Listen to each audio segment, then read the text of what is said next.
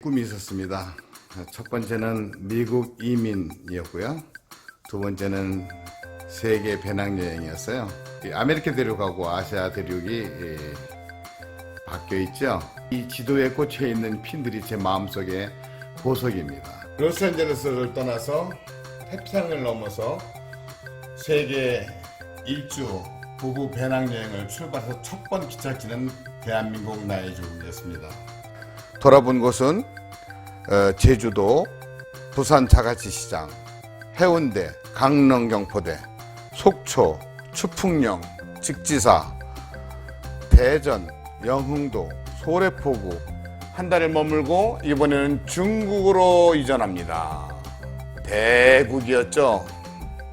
아시아로의 여행의 첫걸음은 백두산과 연변이 가보고 싶었습니다. 과연 엄청 드넓은 곳이었기에 역시 한 달이나 머물면서 언어 소통 등 어려움이 많았지만 돌아와 보니 역시 제일 많이 생각이 나는 곳 중국이었습니다. 중국에서는 베이징, 천안문, 왕징, 왕푸징, 만리장성, 용경협, 연변, 도문에 가서 이북도 바라보고 백두산은 꼭 가봐야죠.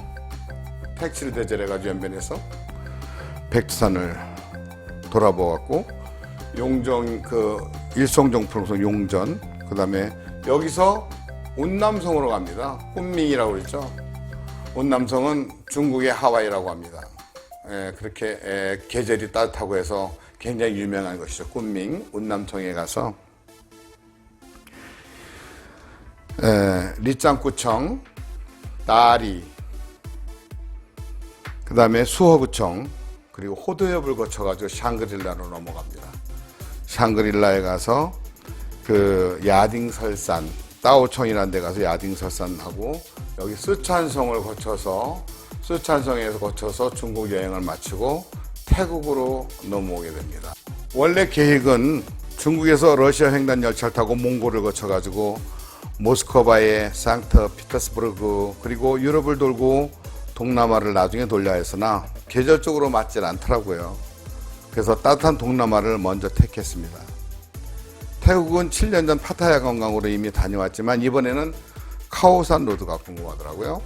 그래서 태국은 이번에 여행에서는 카오산 로드, 암파와 수상시장, 화이강의 다리, 새벽시장, 짜뚜짝 시장을 구경하고 이번에는 스리랑카로 넘어갑니다. 원월드 세계 일주 항공권을 구입해도 12회에서 16회 비행기를 타는 것인데 저는 이번 여행에서 34회나 비행기를 탔더군요. 저가 항공 위주로 여행을 했는데 마침 스리랑카와 방글라데시 기지를 거치는 표가 싼 것이 나왔다기에 스리랑카를 먼저 택하였습니다. 좋았어요. 그 성실하고 착한 오토릭샤를 만나가지고 여행이 즐거웠습니다. 가난하지만 순박한 국민들 기억에 남습니다. 스리랑카에 들른 곳은요, 캔디에 갔었습니다. 제2의 도시, 콜롬보가 제1의 도시고, 그 다음에 누에라일리아 차밭, 그 홍차밭이 세계적인 곳이죠. 그 다음에 아버지를 살해하고 도망갔다는 그 시기리아, 그 다음에 코끼리 고아원, 그리고 여기서 다시 방글라데시를 가보기 전까지는 인도가 내가 본 중에서 최악의 도시였었는데 정말 요즘 말로 허걱입니다. 엄청난 사람들과 극심한 매연, 가난에 찌들은 사람들. 아니 여길 왜 오셨어요? 여기는 관광을 다닐 수 있는 나라가 아닙니다 라고 한국 교민이 식당에서 저를 보고 말하더군요. 해안이 세계 최장이라는 콕스바자르를 왕복 항공으로만 다녀와야만 했습니다. 저는 수도 다카, 콕스바자르, 국립박물관, 어시장, 그 다음에 여기서 특별히 이 이슬람 교도들이 와서 그 모스크를 방문했습니다. 여기서 이제 말레이시아로 넘어갑니다. 비행기 타고 말레이시아로 넘어갔어요. 20분 간격으로 합류했습니다. 짠돌이 아빠한테 럭셔리한 여행을 시켜준다면서 미국에 사는 딸이 합류해 준 것입니다. 이제까지 하는 판약에 다른 패턴의 여행이 시작되었습니다. 말레이시아에는 쿠알라룸푸르 수도, 그 다음에 그 쌍둥이 빌딩 올라봤죠. 종카거리, 말라카가 아주 유명한 곳이었습니다. 옛날에부터 그저 무역 도시로. 근데 처음으로 이제 버스를 타고 육로로 이제 싱가포르로 넘어갑니다. 정말 신기했죠. 그래 마리나베이 샌즈 호텔을 머물면서 57층 옥상에 있는 풀장에서 수영하면서 야경을 바라보는 호사를 노려보게 됐습니다. 머라이언과 그 게찜이 유명하다고 그래서 그것도 찾아가서 게찜도 먹어보고, 낮에는 유람선을 타고 싱가포르를 누렸는데 소문대로 깨끗하고 참 멋진 나라였습니다. 신혼여행지로도 제 생각에는 손색이 없을 듯합니다. 인도네시아, 바로 여기 길 건너서 빈탄 아일랜드라는 인도네시아를 갔습니다. 그래서 이 너무나 멋진 곳이라서 야 이거 안 되겠다, 로컬도 한번 보자 그래가지고 택시를 대절해가지고 인도네시아 로컬 사는 사람들의 모습도 돌아보았습니다.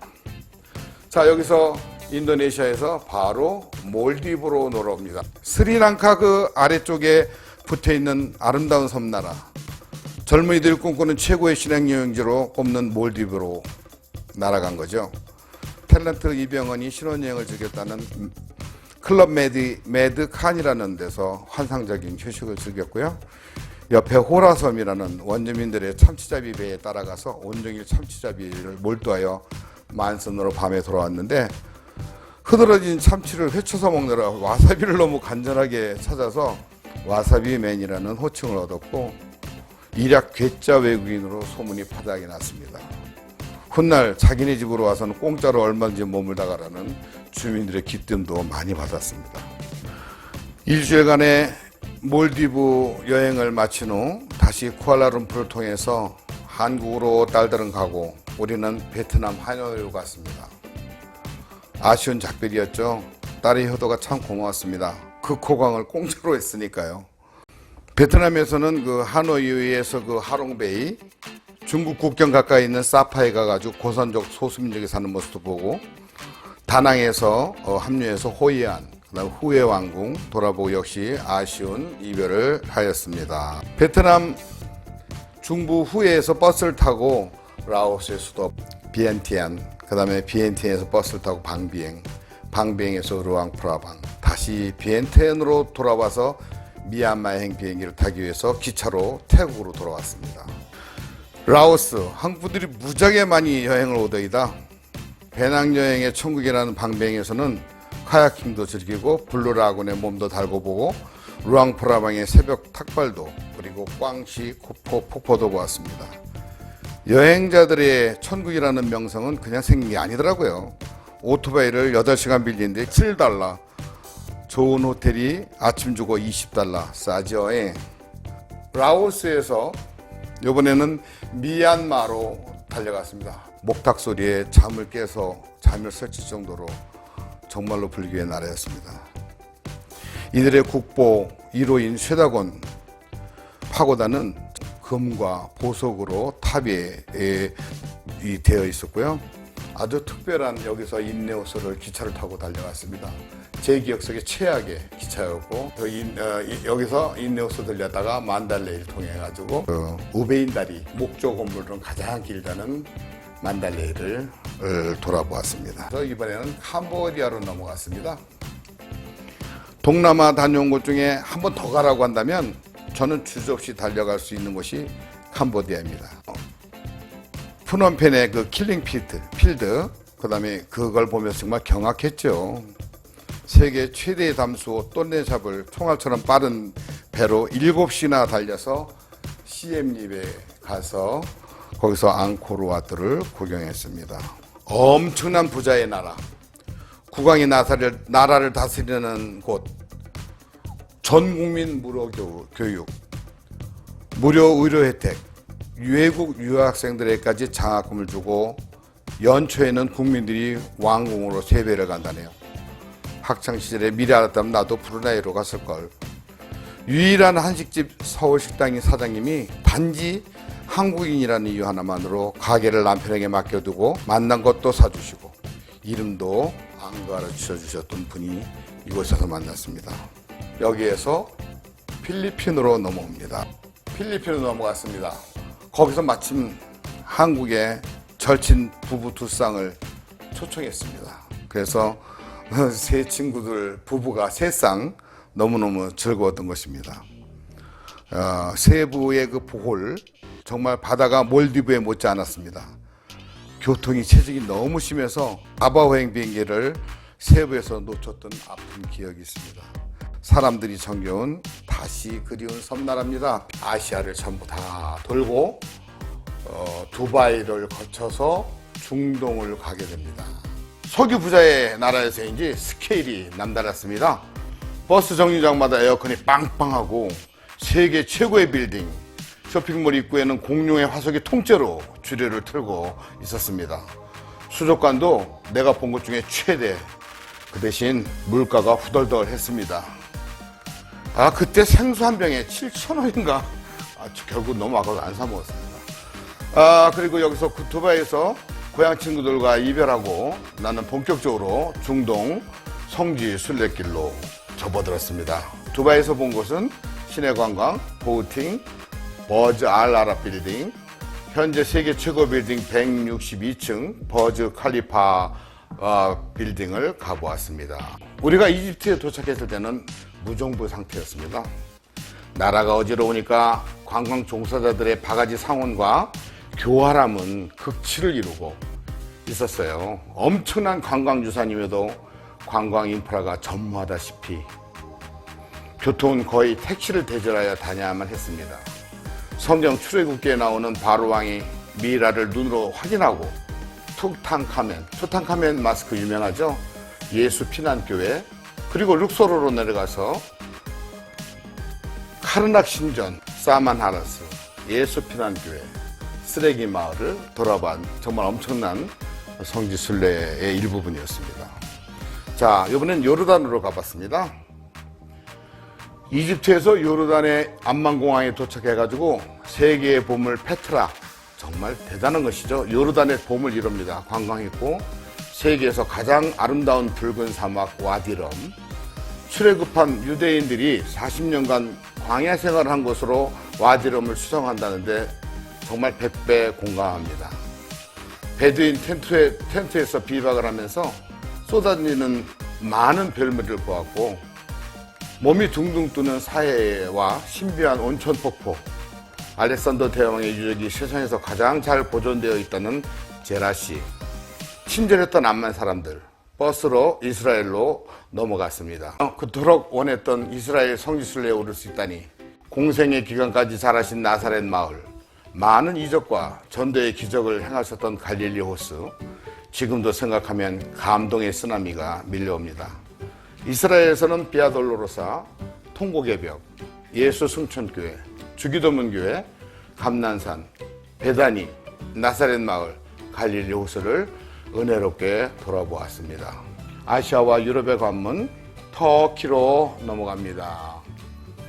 한국과 형제의 나라 터키, 오스만 제국의 유물 아이소피아와 블루 모스크, 초기 기독교를 박해하는 로마군을 피해서 암굴에서 무려 250년간이나 피신 운동생활로 신앙을 지켰다고 하고 성경에도 나오는 그야말로 생생한 성지였습니다. 그들의 지하교회가 수백 개가 이른다고 하니 신앙의 정절을 배웠습니다.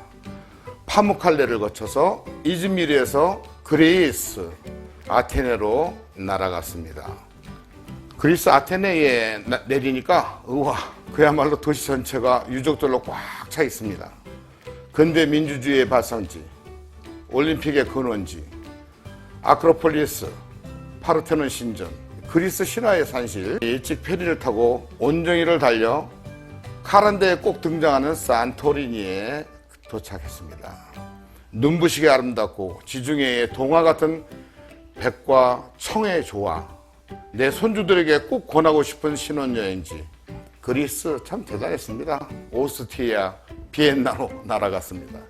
유럽의 꽃, 나 개인의 편입니다만은 유럽의 꽃, 모차르트, 슈베르트, 하이든의 고향, 독일 출신의 베토벤, 바흐와 핸델도 모두 이곳 빈에서 음악 활동을 하였다 하니까 가히 음악과 예술의 나라였습니다. 오스트리아에서는 비엔나, 그 다음에 벨베레데 궁전하고 스테반 성당, 시청, 벼룩시장을 돌아보았습니다. 숱한 유럽 나라들을 돌아보는 동안 한 번도 비자나 여권 검사도 없었습니다.